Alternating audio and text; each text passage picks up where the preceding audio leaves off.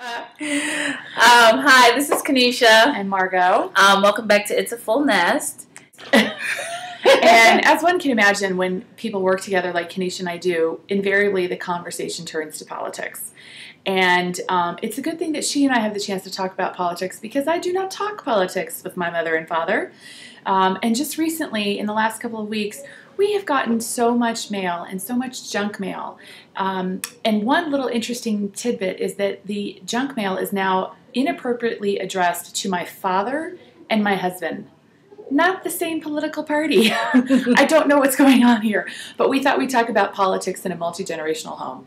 And it's really interesting for my multi-generational nest in that my mother-in-law came to live with us in 2007, and prior to that, my husband and I had always been very, and still very much are, but open and vocal about discussing politics, watching way too much CNN, poring over NPR, reading the local newspaper, reading various articles, journals. I mean, just kind of over the top a little bit. I admit it. People who know me understand that. And so it was very interesting after my mother-in-law had moved in with us in 2007. We all happened to have the same last name. So when we have different people coming to the house to talk to us about different parties, different candidates, they're always surprised to see we have certain signs up in the yard, but they're coming to talk to one of us about something else. And it's kind of confusing. We don't have all of the same political views in our multi-generational nest. And it's not uncomfortable, but it can be tricky. Yeah. We don't even go there in my house. We don't even broach the subject.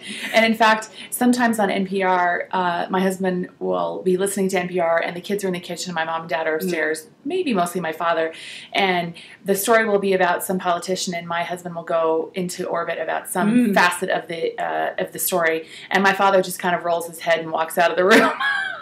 Oh, well. Yeah, it's a difficult thing sometimes in political season, especially in this particular political season and the re-election campaigns for certain Democrats and certain Republicans. It's just safer not to go there, so we don't. Well, specifically for us, my mother-in-law is a very good listener, and she really wants to understand and hear what my husband and I are thinking about different candidates, different issues. But my husband and I, have to be very careful on how we present it. We just can't hit it hard. That's just too much. It's just too much in the face. So we have to take it back a notch. We have to provide the literature, so to speak, and then we can discuss it. And one of our plans for this upcoming weekend is to fill out our ballots. My husband and I have all my things ready to lay out, to discuss, to look on the computer. And my mother-in-law in the past, since we all have mail-in ballots, has sat down with us and just listened to us and kind of formulated her thoughts. And we're not pushy about it, although I want to be sometimes. But she is a really good listener, and we want her to be able to make her decisions and feel comfortable. But we are not all registered under the same political parties. Yes. So it is tricky. So some tips from us around multi-generational living and election. Make sure everyone feels comfortable. We are in a democratic society, us specifically being here in the United States, and it's up to people to make their own choices. And if you have any discussions about particular candidates, particular parties, particular issues, be a good listener first and foremost, and then have a discussion, not a debate. This is not the time to have the debate in the multi-generational family. You still have to live together. True enough, yeah.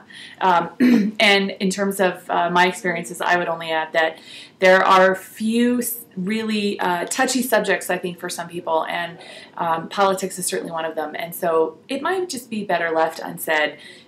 Sometimes it just raises the hackles, and I have seen it in my own home. I've seen it with my father and my husband and me in particular, particularly around some women's issues, and I'm not going to budge. So it's just better not to go there. So we recommend that you tread safely or carefully in the multi-generational home as it relates to politics. It might just be easier that way. And just one additional thing, if you have children in the home in your multi-generational setup, the way you model these discussions for them can be very powerful as they enter the world and start to formulate their own views. So just keep that in mind. They're watching everything we do and monitoring the way we say it. So just another piece of information. But that doesn't mean you shouldn't do anything at the least go out and vote. You got to vote. Have to vote. You have to vote. All right, that's it from us. Thank you. Check us out at www.itsafullnest.com.